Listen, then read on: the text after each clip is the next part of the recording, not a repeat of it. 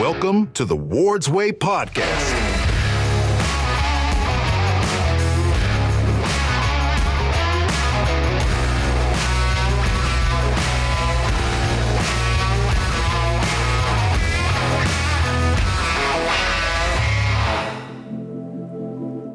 So we're coming up on our 75th anniversary. Do you believe that this was one of the offices over here? It's amazing. I was explaining to him that, it was so exciting when we built this building and had new offices. Everything was big and impressive, and and had his own office. The executive bathroom that's over there that now doesn't even have air conditioning, and we're like all offended. Like, how do you go into that? But. I've had a really enjoyable time just getting to talk to business leaders and some of our neighbors and obviously our dad and talking about the history and everything that we've done. And so, I wanted to introduce you too. So you go by Wardy, which I know you hate, but it's William Ward Eshelman III. Correct. But you do go by Wardy. And how did that come about? Just when I was little, when Dad would yell, Ward or Wardy, or somebody would yell, and everybody would look, or we both look, so it just became Wardy was easier to discern. Right. And I also feel like Christy and Wardy kind of rhymed. Yeah. So it was like, it couldn't be like, they both had to be two syllables. I tried to fight it years ago. I tried to be Ward or Ward 3 or Ward a third or something, and it just didn't work. And I said, Wardy. I've been Wardy for so long now. It's good. I don't mind. It is though, and I know that it was probably one of those things. I know for me, for example, I went with Christina, and so and I felt like it was just my way of not being Christy the little kid too. Trying to grow out of that. It's a little bit easier to have a full name like that. You weren't going to go by William, right? So. But and so the other thing I was thinking of, so we've spent a lot of time talking to industry leaders about some of the upcoming impacts to the industry. So, legislative impacts, or one of them is the train. We've been talking about that, you have this railroad bridge that you obviously with boating have gotten stuck at many times, and that, there's no moving forward. Right. But in talking about that, I kind of wanted to do a throwback to us. Do you remember playing out by the train? I mean, neither one of us would ever let our kids play out by the train. Put a penny on the thing and watching it get run over. Yeah, wasn't that great? Yeah. I mean, I have to say it definitely was a time in the late 70s, early 80s, and we would put the coins out there and watch it and see what they looked like. And then we would try to throw, was it Coke cans or rocks? I think the Coke cans didn't make it, but remember we would try to throw it to the other side. Right, yep, absolutely. They didn't always make it. No, they didn't. Sometimes they ricocheted back. But it's funny because I don't know that I would let, we both have grown kids. No, we wouldn't be like, but it's a different time. It is, It is. But, we grew up, and you started here younger than me. Yeah. So what year did you start? I was 91, and then obviously we did summers off and on before that, but 91 was full time. Well, no, you did summers. Nobody offered me summers. I only did one summer when I got grounded. Right. Yeah, and I was in trouble, and I had to do, I didn't have to, but I did data entry when we were going computer systems. Oh gosh, yeah. And I think we were trying to get into MS-DOS, and we were loading all of our data into our first computer system. Right. I'm going to say that was like mid 80s, 84, 85. Right. Sometime like that. And it's funny, you think about that now, and ironically, you and I can imagine this. So how many upgrades of software have we done since then? Right. But the product descriptions, I remember, could only be 16 characters. Right. So to this day, some of it's It's still very abbreviated. 16 PK-50-14, and it was like you had to know. Right. That's actually cable. It's still the same part number and description. It's funny though.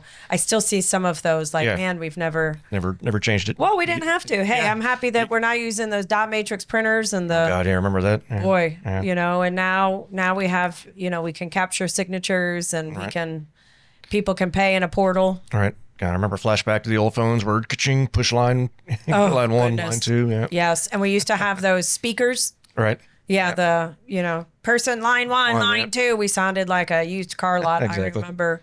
But those were all the ways business was done. Yeah, it was on the other standard procedure back then. On the other side to that, I feel like it was a simpler time. Absolutely. I've had the pleasure of talking to other business leaders that, at 5 o'clock you could lock the door, and a fax might come, Right. or a voicemail might come in the middle of the night, but you could go about your life and come in and open the door in the morning and address it then. But, you know, I think progress has to happen. Evolution has to happen. You and I have a little bit of a different, it's good. We're a yin and yang on that, because Absolutely. I think sometimes you're like, what do you think about the new logo? Come on now. I like it. Do you? Yeah. You were like, I was afraid. I was like, oh, I know he's not going to. Yeah. I do like this one. Okay, good.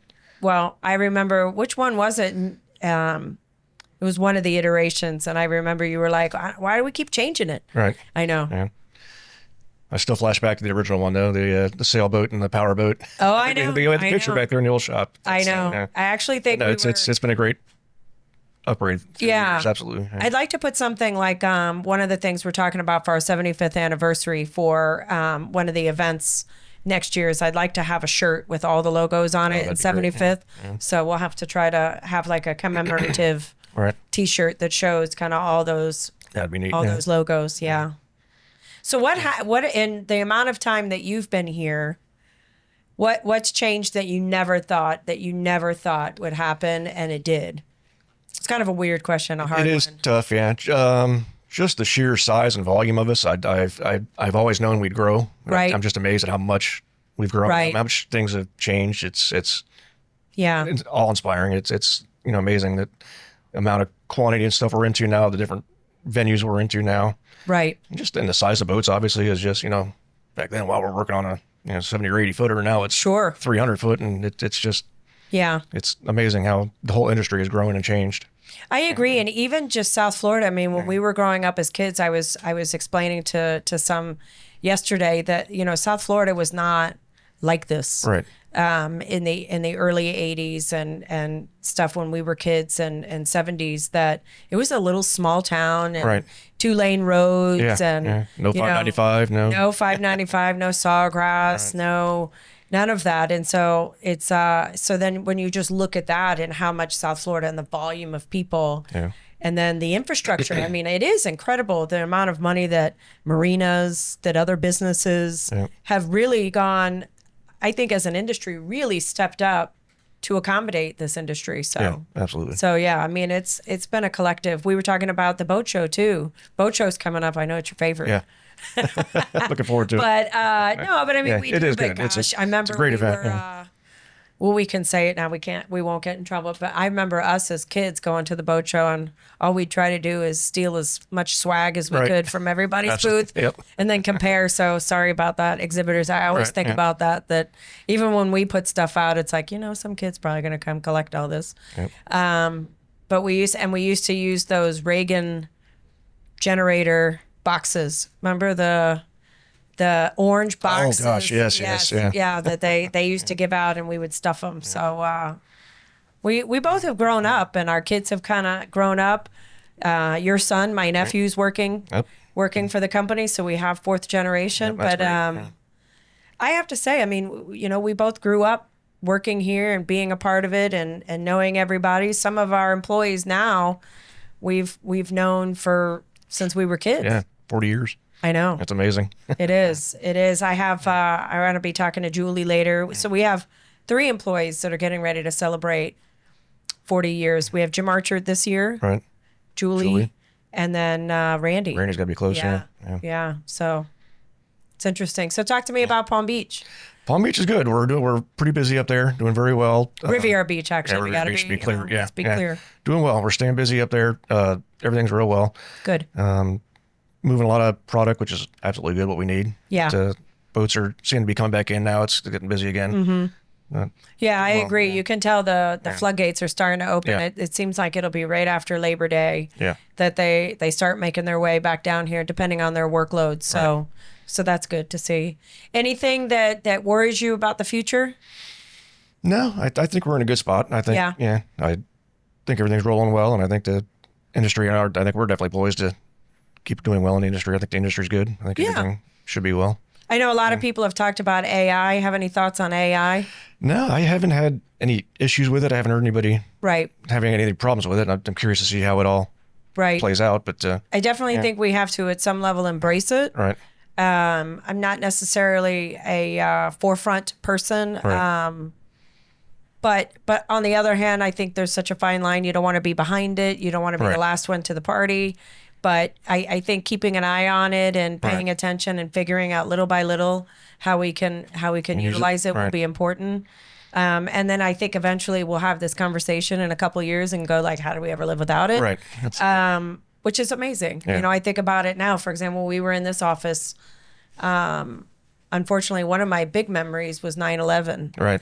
And I remember like there just really wasn't, the internet was such a static, news would pop up and then you'd have to read 16 paragraphs. Walking over to Gold Coast and trying to watch their TV because they had a TV over there, see what was going on with that. Yep. We had a radio and I remember we tuned into channel 6, 87.7 and to listen to it. And I think, boy, how ridiculous is that now with our iPhones and the computers and the 24-hour news. But 9/11, which was still in 2000s to 2001, we were just still kind of in the dark. But I remember our customers coming in, and it's kind of one of those moments you remember where you were. Dave Andex, I remember, came in and said, the plane just hit the building. Right. And that's kind of engraved in my memory forever. Yeah. I agree. And somebody thought it was just a small plane. Right. It was an accident. And then how quickly it unraveled. But with technology, we didn't have what we have. And so now what we have, and our techs have GPS vans, and our work tickets are digital, and our phones are VoIP, and we're doing a podcast, for goodness sake. Gosh, remember the old, we've come a long way. The old work orders, the handwritten, turn in your work order. Let's pretend we didn't get rid of that in this, only in the last few years. But we had handwritten work orders, or the fax machines, and let's be honest, I remember typewriters. Oh gosh, yeah. I remember typewriters. So it's been interesting as a business, and I know that even in our buildings and as we go through things, I would say a huge technology jump in the last 20 years. We used to host everything in what we thought was our state-of-the-art server room. With the tapes. And our backup tapes, and now it's like, who carries a backup tape with you at night? You have the cloud. Right. The cloud takes care of everything. Interesting, though.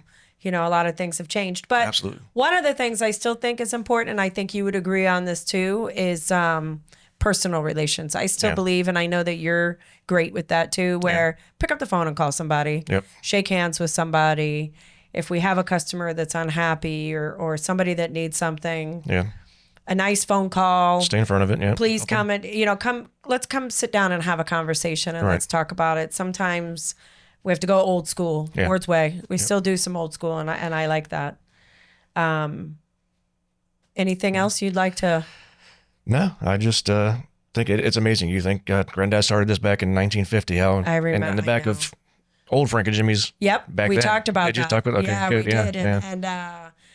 And we've been chasing each other as neighbors since since then. Since then for like there than what 5. I don't remember the exact address. 510 or something over here was before we moved in. Mm-hmm. Gosh, and then what a big deal. Okay, so my understanding is that this was our 5th location. Was it that many? Gosh. Yeah. Okay. 4th and 5th. So 4th was next door, and then we built this as 5th, even though it's kind of in the same spot. Right.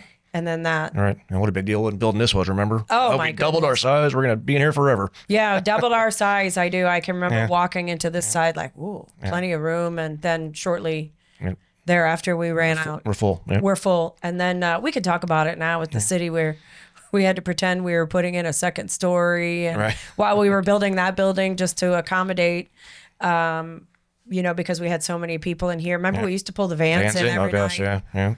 Yeah. But we also used to have Friday nights at the counter too. Yeah, that was long time ago. A different time. Different time, absolutely. Different time. Our technicians, it's funny.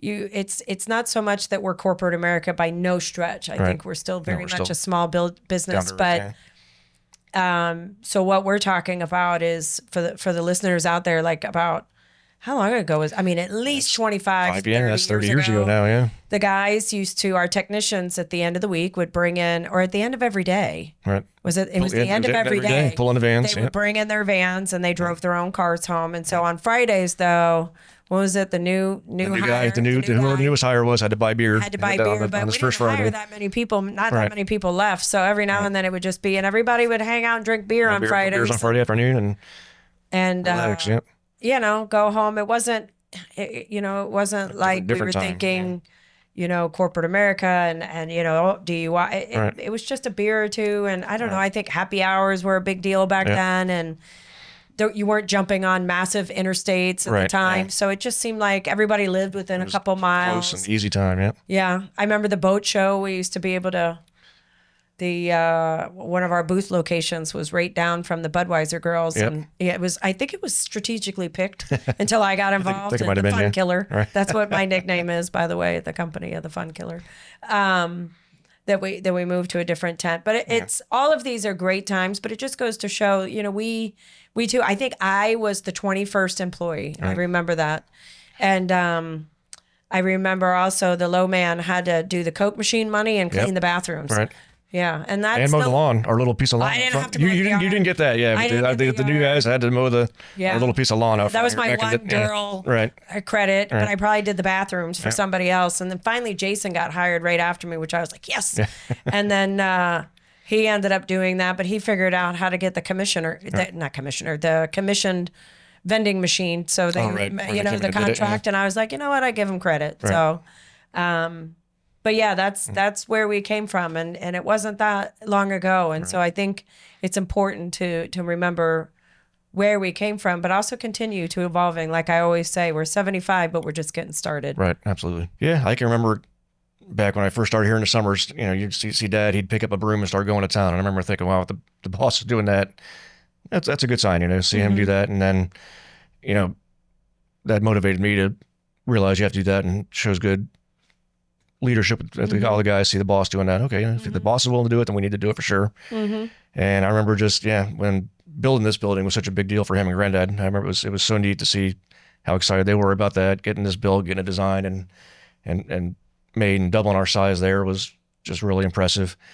And Granddad, I remember Granddad would come in every day. I mean, it was neat to always have him here, just walk in, or especially on a day like today, the rainy day, he'd walk in and quack, quack, day for the ducks. And building this other building was another giant, great thing for us, seeing that done. And that was important because I do think Ward has talked about that with our employees, and talking about that it wasn't just we needed a bigger building. It's also kind of setting it and establishing it for the future in a place that we would, and he made the comment that we would never outgrow. And now I am kind of like, maybe. Well, and it's interesting if we want to talk about expansion, we've already built out most of the building. So where we had some mezzanines, we've added 4 or 5 offices up there.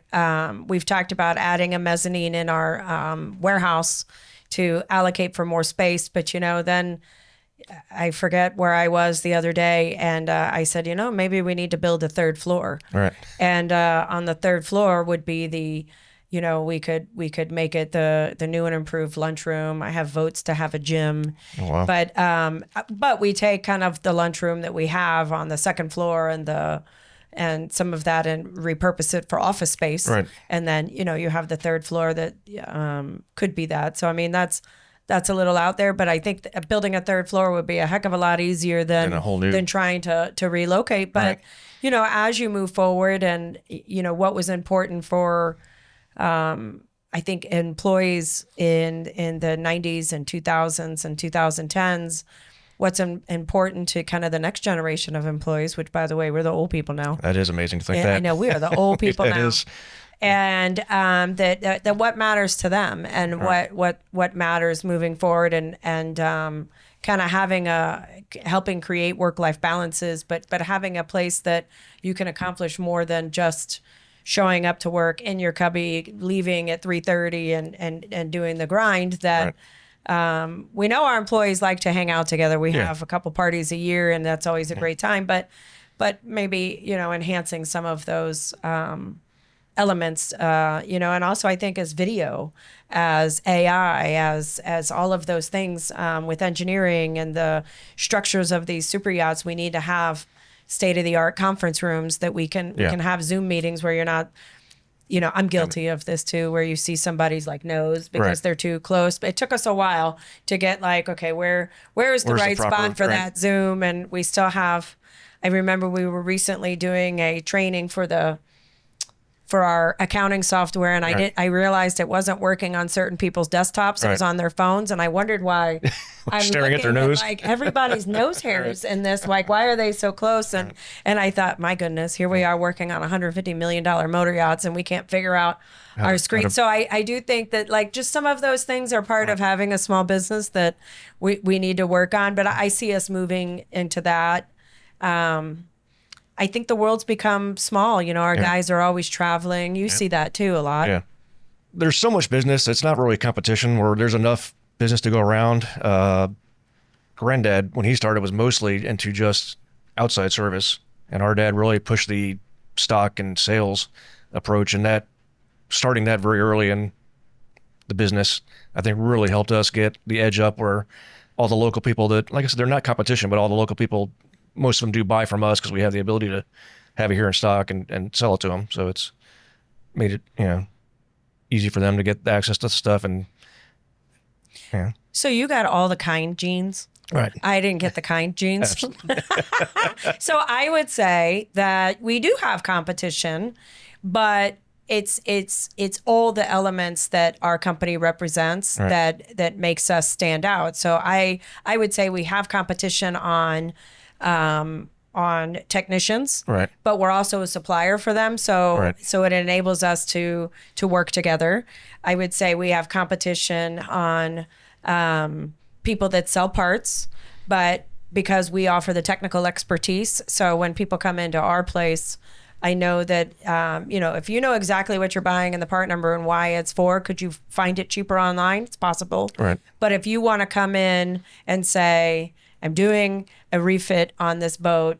The boat is 10 years old. This is the breaker. This is the we will walk you through what are you using it for. Right. Yeah, we will also make sure that perhaps the one that you're bringing in is undersized and make sure that it's proper and that it's rated properly, and that if in fact you get into a challenge, we can schedule somebody for you. But I think it's not one thing we do, it's all that we do.